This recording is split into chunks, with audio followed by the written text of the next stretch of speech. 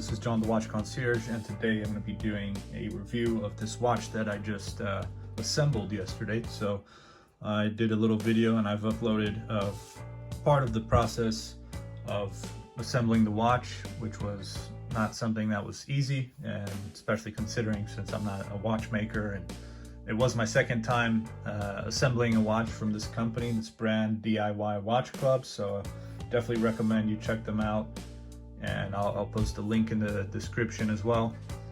But yeah, it's a very generic looking watch, but a very cool little piece to have and fun thing to do, I think, to put together this watch.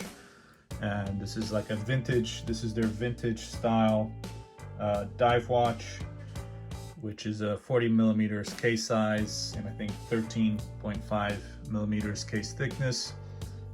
Just give me a quick second here so I can look at their specs. So yeah, 40 mm vintage dive watch kit. It's not really a dive watch because it's only 100 meters water resistant, so it's hard to have this be considered a proper dive watch. It is a dive style watch, I guess you could say, and there's no screw-in crown, so that's another thing that kind of risks water, entering inside the watch.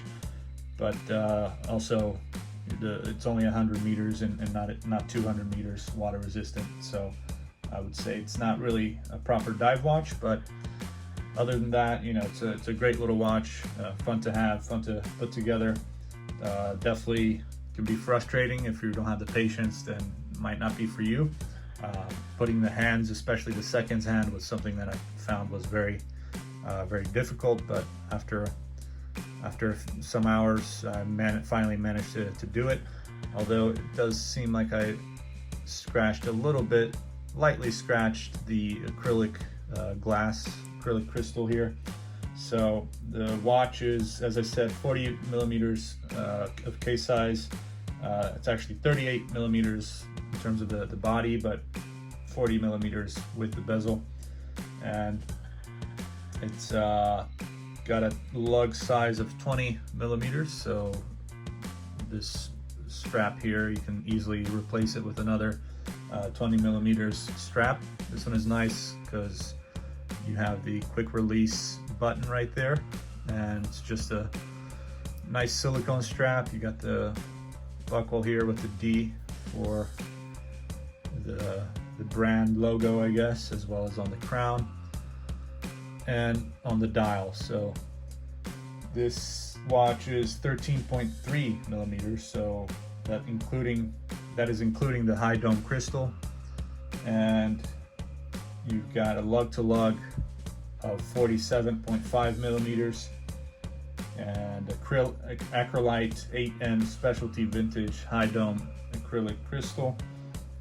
And then you got an aluminum bezel with the lume pip there right at the top, and it's unidirectional rotational bezel, rotatable bezel. So here it's a little difficult to kind of get it going, but yeah, there's not much back play, so that's nice.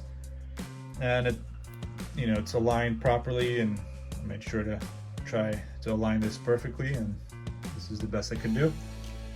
The finishing is decent, no real sharp edges or anything like that.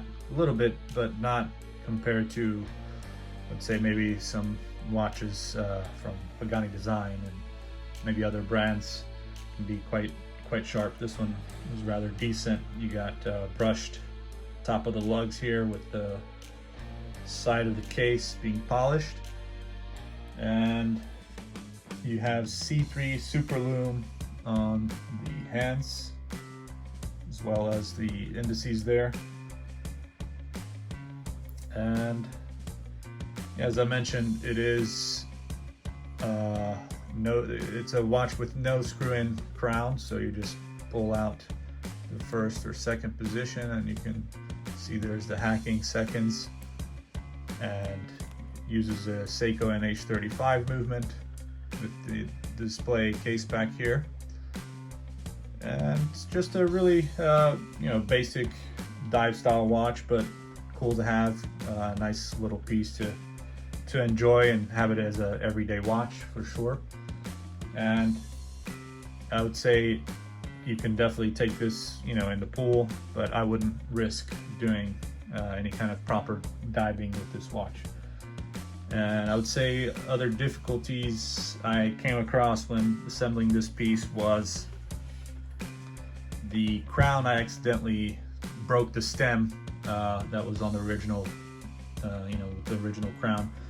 This is still the original crown, but I had an extra stem that I used to cut and adjust, and then I made sure to also super glue it onto the crown so that way it was nice and sturdy, and everything turned out great, and I managed to complete this watch without any major issues. So like I said, there's some minor light scratches I think on the inside of the acrylic crystal here, but nothing major. I can probably also kind of get that cleaned up and taken off. So I'm thankful for this watch, and I want to say thanks to DIY Watch Club for sending me this for free, and here's my honest review.